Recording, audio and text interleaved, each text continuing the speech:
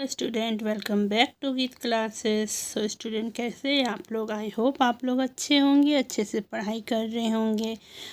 ठीक है, अगर आप लोगों को इसका फुल पीडीएफ चाहिए तो गीत क्लासेस मेरा इंस्टा आईडी है, आप लोग उसमें डीएम कर दीजिएगा, मैं वहाँ पर पीडीएफ दे दूँगी।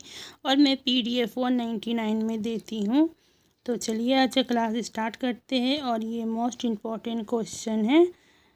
देखिए क्या है क्वेश्चन। गुप्त काल को भारत का स्वर्ण युग क्यों कहा जाता है? ठीक है, ये हर बार पूछा गया क्वेश्चन है।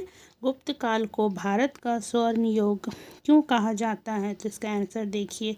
गुप्त काल भारतीय इतिहास में सांस्कृतिक, सामाजिक, धार्मिक, कला और विज्ञान के क्षेत्र में आधार प्रगति का समय था। ठीक है, भारत का स्वर्ण युग कहा जाता है इसको। गुप्त काल भारतीय इतिहास में सांस्कृतिक, सामाजिक, धार्मिक, कला और विज्ञान के क्षेत्र में अत्यधिक प्रगति का समय था। ठीक है, बहुत ही ज़्यादा अत्यधिक प्रगति का समय था उस टाइम में।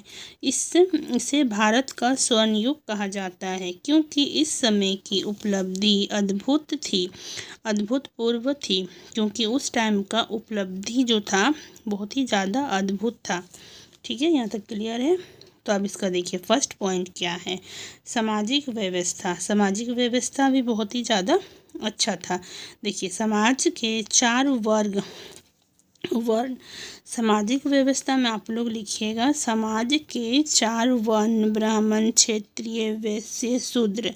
ठीक है, समाज का 4 वर्ण था। ब्राह्मण था, क्षत्रिय था, वैश्य था और शूद्र था। और कई जातियाँ थी, और भी कई जातियाँ थी। ऐसे तो मतलब इम्पॉर्टेंट तो 4 ही होता है।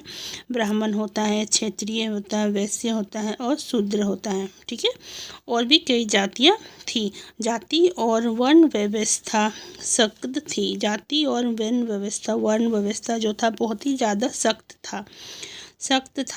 थी। लेकिन ज़रूरत पड़ने पर दूसरे व्यवसाय अपनाने की अनुमति भी थी। अगर पड़ता था तो दूसरा व्यवसाय आप वो लोग अपना सकता था।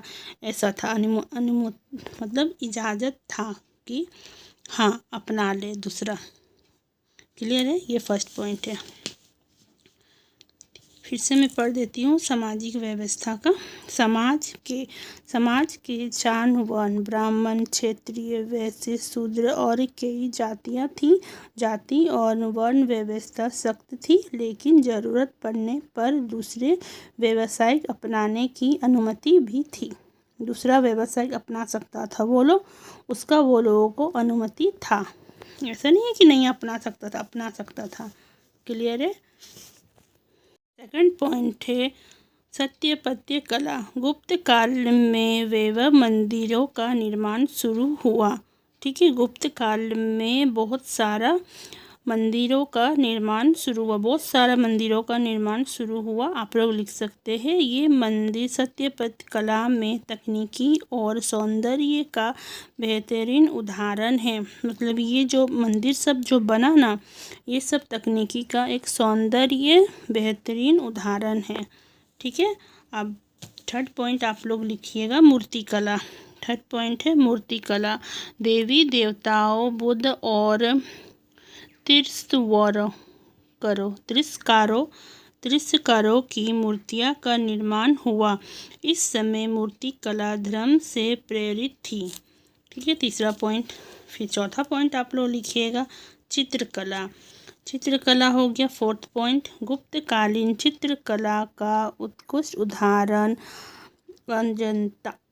अजंता और बाघ की गुफाओं में मिलता है। इसमें रंगों, रेखाओं और भावों का अद्भुत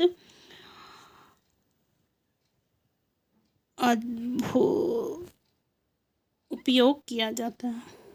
चित्रकला फोर्थ पॉइंट है। गुप्तकालीन चित्रकला का उत्कृष्ट उदाहरण अजंता और बाघ की गुफा में मिलता है। इसमें रंगों, रेखाओं और भावों का अद्भुत उपयोग किया गया है। ठीक है। अद्भुत उपयोग किया गया है भी लिख सकते हैं। अद्भुत अद्भुत मतलब बहुत ही ज़्यादा उपयोग किया गया है। ठीक है। अब फिफ्थ पॉइंट है साहित्य और भाषा। फिफ्थ पॉइंट है साहित्य और भाषा। संस्कृति साहित्य का स्वर्ण युग था। सांस्कृतिक साहित्य का स्वर्ण युग था। कालिदास जैसे महान कवियों ने नाटक, काव्य और ग्रंथ रचे। ठीक है। नाटक, काव्य और ग्रंथ रचा। इस समय पुराणों और स्मृतियों की भी रचना हुई और इस समय में पुराणों और स्मृतियों का भी रचना हुआ। और फिर 6 पॉइंट है विज्ञान और तकनीकी। 6 पॉइंट है विज्ञान और तकनीकी। विज्ञान के क्षेत्र में उल्लेखनीय प्रगति हुई।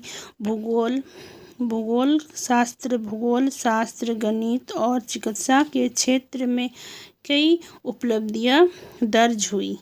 ठीक है। 6 पॉइंट हो गया। और लास्ट लिख दीजिएगा। इन उपलब्धियों के कारण गुप्त काल को भारतीय संस्कृति और इतिहास का स्वर्ण युग कहा जाता है। सिंपल 6 पॉइंट याद रखिएगा और लिखिएगा आप लोग अच्छे से। अपना ओन वर्ड में लिखने की कोशिश करिएगा। ये मैंने तो अपना ओन वर्ड में नोट्स बनाया है और ये सारा नोट्स मैंने खुद से बनाया है, कहीं से भी नहीं लिया है। तो प्लीज़ आप लोग इसको पढ़ लीजिएगा, अच्छे से याद कर लीजिएगा। मिलती हूँ मैं नेक्स्ट क्लास में। Bye. Please like, share and subscribe my channel.